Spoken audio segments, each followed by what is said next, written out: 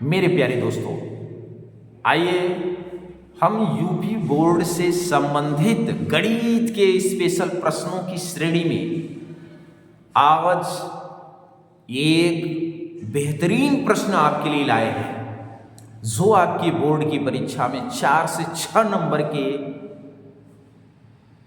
आने की संभावना है। तो प्रश्न क्या है, आइए देखते हैं।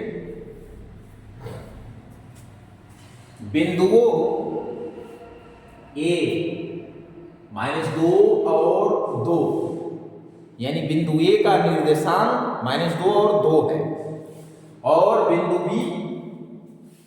बिंदु B का निर्देशांक 2 और 8 है। तो इस A और B को जोड़ने वाले रेखाखंड AB को 4 बराबर भागों में विभाजित करने वाले बिंदुओं के निर्देशांक ज्ञात कीजिए। आइए सबसे पहले हम क्या करते हैं, हल डालते हैं। क्या लिखेंगे? हल डालने के बाद पहले हम आपको इसके प्रश्न को ही इंडिकेट करते हैं। बिंदु और A और B से एक रेखाखंड तैयार होता है AB। तो आइए यहां दिखा देते हैं, ठीक है। ये बिंदु A मान लेते हैं और इसको B दिखा देते हैं, ठीक है। अब इस A बिंदु का निर्देशांक कितना है? -2, 2। और इस बिंदु B का निर्देशांक कितना है? 2, 8।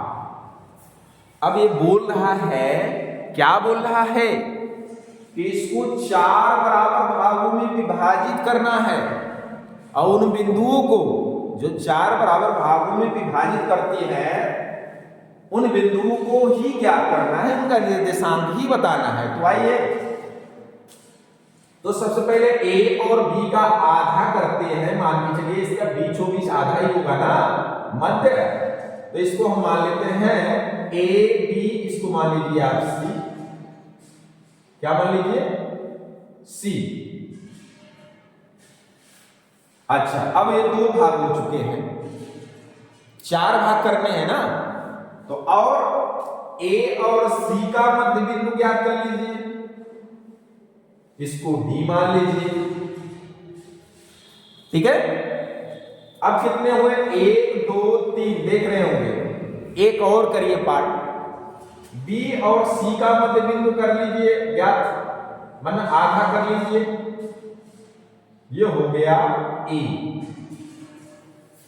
अब आप देख रहे होंगे कि ये जो AB है वो देख सकते हैं, एक पार्ट, दूसरी पार्ट, तीसरी पार्ट, ये बढ़ रही है। 1 2 3 4, ये 4 बराबर भागों में बढ़ चुकी है।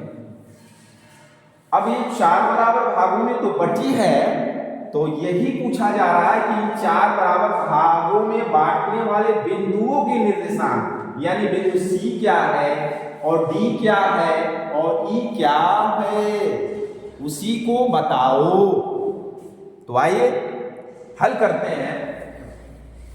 आप लिखिए, चूंकि यहां चारों पार्ट बराबर है, क्या? AD बराबर DC बराबर CE। देख लीजिए, ध्यान से देखिएगा, बराबर EB, क्योंकि चारों पार्ट इसके बराबर है। ये आपस में बराबर है कि नहीं? ये इसके बराबर, ये बराबर है, ये बराबर है, ये बराबर है, आपस में चारों आपस में बराबर है।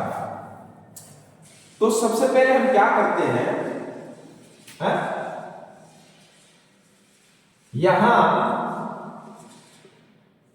यहां क्या देखते हैं कि A और B का मध्य बिंदु क्या था? C। यहां लिखिए, चूंकि यहां C ए बी का मध्य बिंदु है कि नहीं?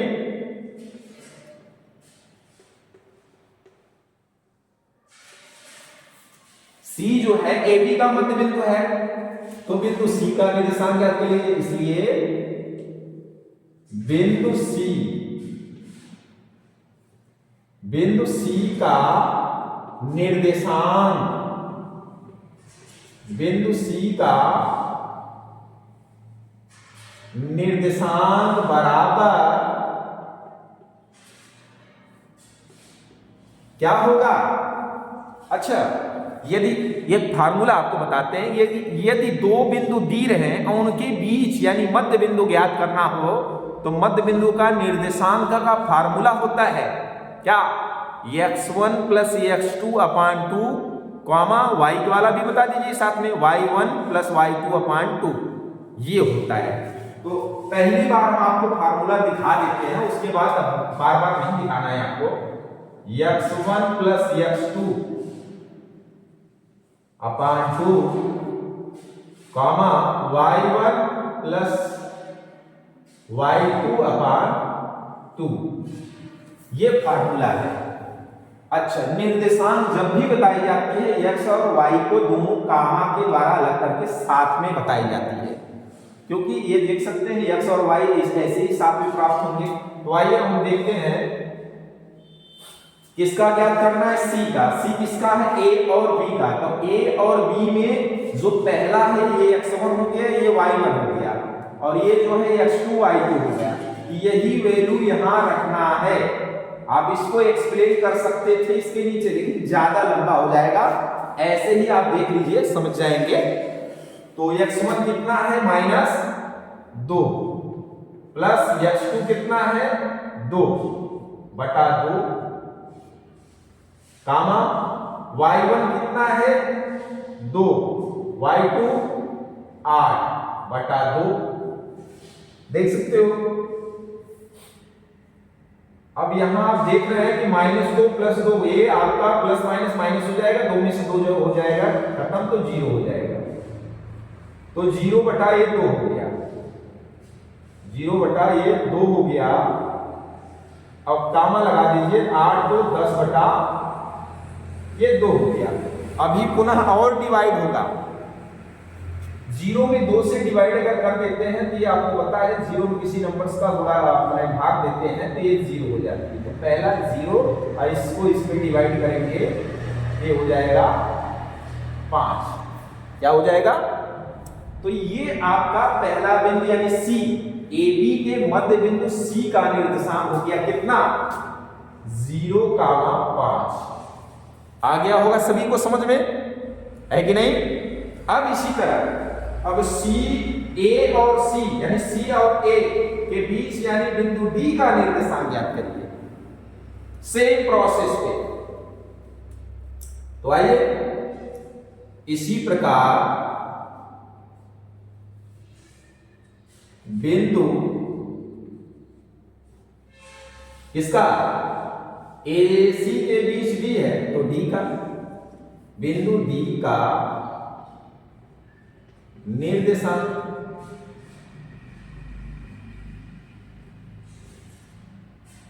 बराबर, ये लाइन आप लिख के दिखा सकते हैं यहां पे भी कि ए और सी का मध्य बिंदु डी है, तो बिंदु डी का निर्देशांक ये वाली लाइन है। इसको हमने लिखा नहीं, बस डाल दिया इसी प्रकार। बिंदु डी यानी बिंदु डी किसका मध्य बिंदु था? ए और सी का, तो डायरेक्ट इसको हल कर लिया। अब ये फार्मूला लिखने की जरूरत नहीं है बार बार। अब आप डी का ज्ञात करना है तो डी ए और सी का मध्य बिंदु है, अब इसको देख लीजिए, ये इसका x1 हो जाएगा, ये x2 हो जाएगा, y1 y2। तो आइए -2 और +0/2, कामा 2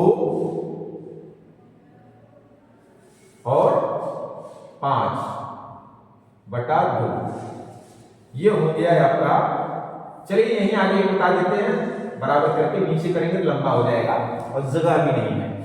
आप देख सकते हैं यहाँ पे -2 में +0 कर देंगे तो -2 ही आएगा और बटा 2 हो जाएगा कि नहीं? वामा लगा दीजिए 5 2 7 बटा 2। अभी ये कटेगा, ये नहीं कटेगा, इसको यहीं छोड़ देंगे, इसी पे एक राउंड और ले जाइए, ये हो जाएगा आपका -1। क्या हो जाएगा? अरे 2 एकम 2 होगा ना, और 7 बटा 2। तो ये हो गई आपकी पहली और ये हो गई आपकी दूसरी, यानी बिंदु डी का निर्देशांक क्या है, इसको भी यहां दर्शा देते हैं आपके सामने -1, 7 बटा 2। आगे समझ में 1 है और ये 7 है, ध्यान रखिएगा। अब आप देख सकते हैं यही क्राइटेरिया आगे बढ़ाइए, सी ज्ञात हो गया, डी अब याद कर लेना है क्या, ई, यानी बी और सी का मध्य बिंदु ई है तो बिंदु ई का निर्देशांक पुनः यहां डाल दिए हो ना, बिंदु किसका, ई का निर्देशांक।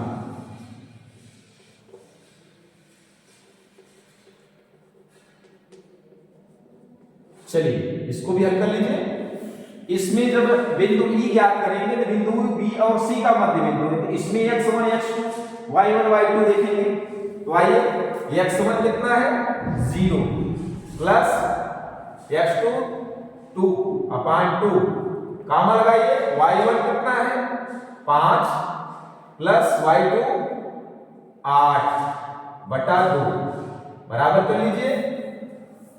इसको जोड़ेंगे 0 और 2 2 हो जाएगा, 2 बटा 2 हो जाएगा, इसको जोड़ेंगे 8 5 13 13 बटा 2 हो जाएगा, हो गया। ये कटेगा तो इसको काट के एक बार और लिख लीजिए, 2 एकम 2 यानी 1, 13 बटा 2। इस तरीके से ये हो गया आपका ई बिंदु। कौन से बिंदु, बिंदु ई।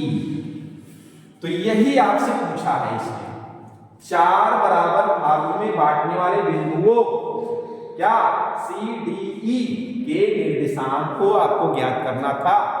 अतः आप नीचे एक लाइन लिख के बता दीजिए, अतः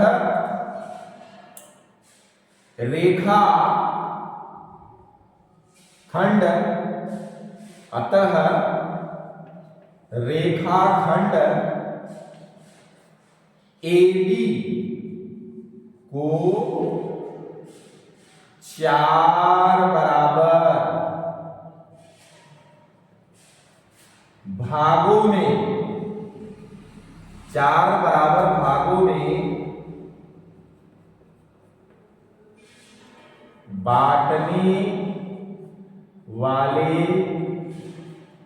बिंदु क्या है, C D E, C D E का निर्देशांक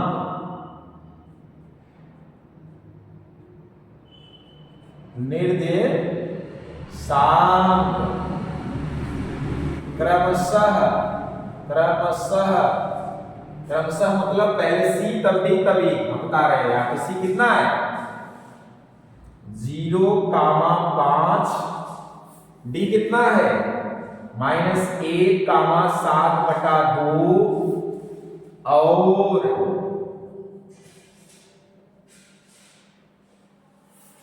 ये आपकी बिंदु की थी क्या 1 और 13 बटा 2। तो इसको भी दिखा दीजिए, और 1,13 बटा 2,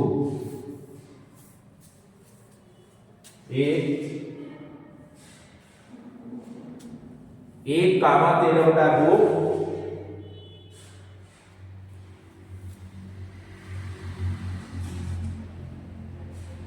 है। बस यही पे आपका इक्वेशन कंप्लीटली हल हो जाता है। आप देख सकते हैं, हो गया ना। आइए, तो मेरे प्रिय विद्यार्थियों, ये प्रश्न आपको बोर्ड में 6 नंबर की आने वाली है।